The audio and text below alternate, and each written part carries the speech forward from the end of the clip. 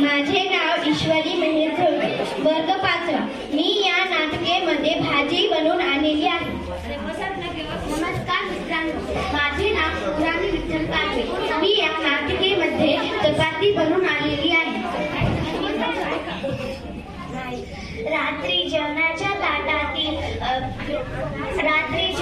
ताटातील भाजी आणि पोळी बोलत आहे। चपाती ताई, तू कुठून का आली आहे? माहित नाही का तुला? मी तव्यावरून आले आहे। काय म्हणतेस? सरळ तव्यावरून? अगं नाही, ती एक मोठीच कहाणी आहे। मग सांग ना, मला ऐकायची आहे। बरं बाई, सांगते। माझा जन्म मातीतून झाला। एका शेतकऱ्याने जमीन नांगरली, त्यात गव्हाचे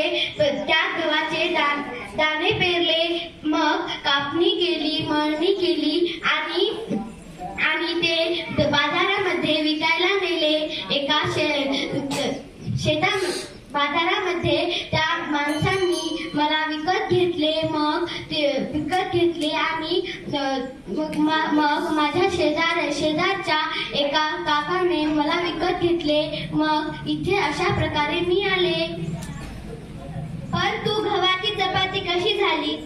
अगं, ती पण एक मोठीच कहाणी आहे। अरे बापरे, तुझी तर गोष्ट खूपच मोठी आहे।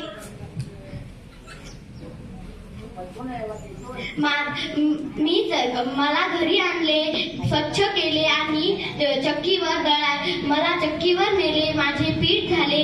मग घरी आणल्यावर ते पिठामध्ये थोडे पाणी घातले आणि त्याला मळले, गोळा तयार झाला। मग त्याची चपाती झाली आणि गोळा तयार झाला आणि मी त्या तव्यावर आले।